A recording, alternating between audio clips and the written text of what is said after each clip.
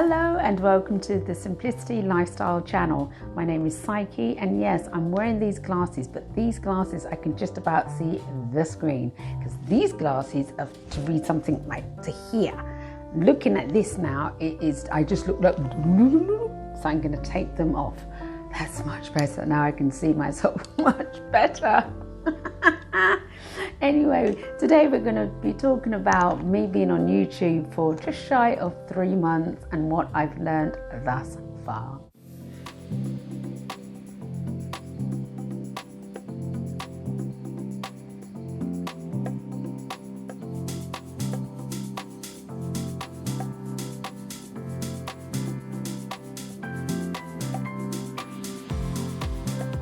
Now, to say I love YouTube is absolutely an understatement. I love it.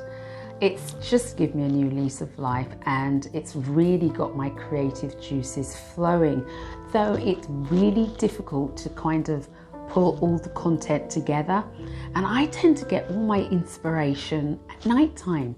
So what I'd like to find out from you guys is, when you're thinking about anything creative, when does that creation sort of come into its force within you? You know, is it when you're sleeping? Is it when you're walking? Is it at any time? And how do you record it? Do you carry like a notebook? Do you have like a dictaphone at the side of your bed? So should you go ping at like 3 o'clock in the morning and come up with an amazing idea that you just have to record it? You know, please put in the comments below exactly how your inspiration comes from your mind and ends up on paper or like this on film, okay? Now, I've been on YouTube for just shy of 3 months, and to say it's been wonderful is an understatement, but it has been difficult too. And the reason for that is, it's all well and good saying, yeah, I can do that, and I can do this, and I can film that, and I can film this, and I can get all these people to do this with blah, blah, blah.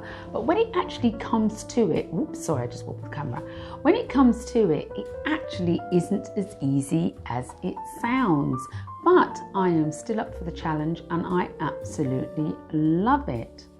So one of the big things I learnt about YouTube is to really take my eyes off watching the subscribers, because I'm on such a minuscule amount of subscribers, and I used to get so worried about it and think, oh my goodness, my content can't be good and blah, blah, blah, blah, blah. But actually, it's not down to that.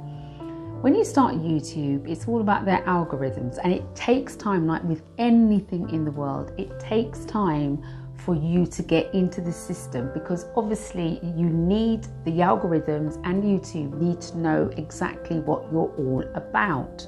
Now, with my channel, I want to be like a lifestyle stroke entertainment channel. And when I say that, I want to bring a variety of subjects. You know, I can talk about motorsport, which I have done, Formula 1 and Formula E, to cooking, which I'm yet to do, to fashion, to entertainment, to property, which I'm going to do a lot of as we go further on into the future, because I absolutely adore property, whether it's on land or on a boat. And lots of things like that, and interviewing people. Some will be celebrities and some will be the ordinary people off the street. Equally as important and equally as entertaining. So with my kind of niche and brand, I guess it's much harder, because the algorithms are thinking, oh my goodness, last week you did motorsport and this week you're doing cooking. Da, da, da. So what I'm saying is, whatever you do, it's going to take time, so the algorithm gets to understand what it is you are trying to say you are. I hope that made sense. Yeah, it made sense to me. Hopefully it makes sense to you.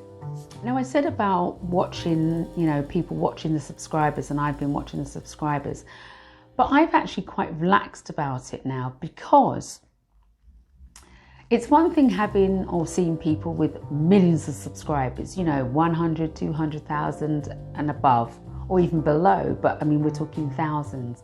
But check it out.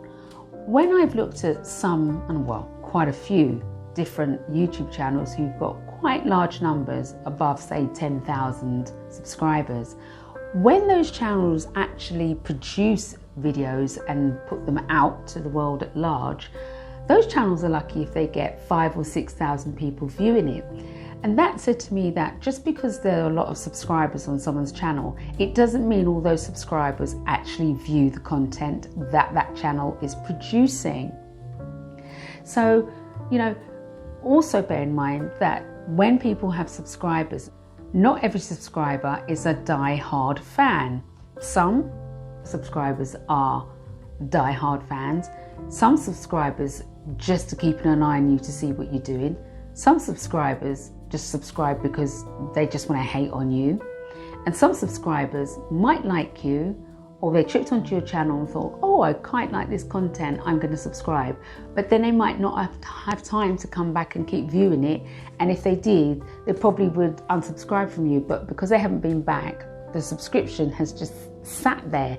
So this is why I think, looking at subscribers, yeah, it's great in one way to have millions and zillions and thousands, but in another, it doesn't necessarily mean that you're making amazing content. So try not to worry about that. Okay, that's the first thing.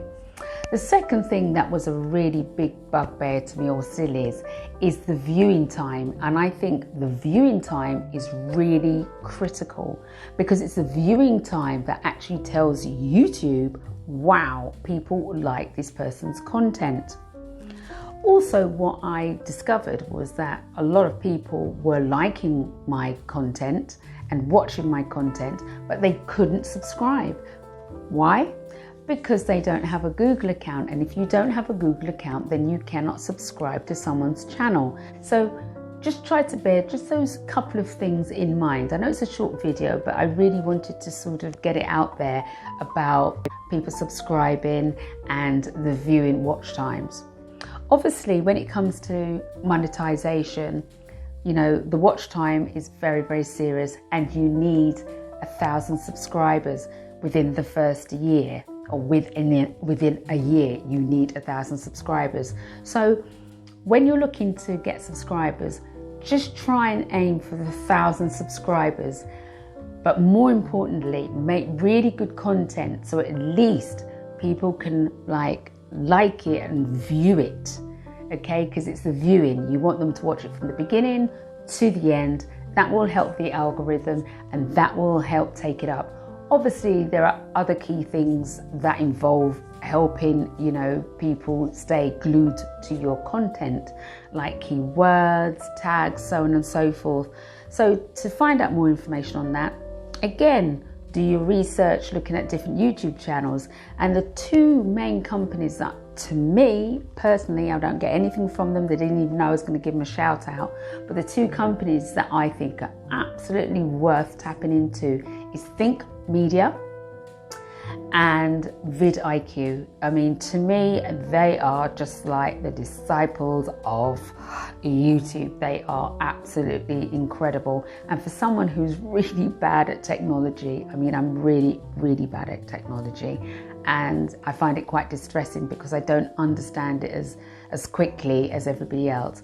This company really, anyone can navigate themselves through YouTube. So I really do stress upon you all out there, those two companies, take a good look at them, because they can help and they will help. And I will put their links down below. Anyway, it's just a short one to say, keep doing what you're doing if you're setting up your YouTube channels. And to all the viewers out there who watch all of our content, whether you like it or not, thanks very much for taking the time to even just click on our thumbnails and have a look, because that means a lot, especially to me. So thank you. Take good care now, and whether you believe in COVID or not, just keep safe. Mwah.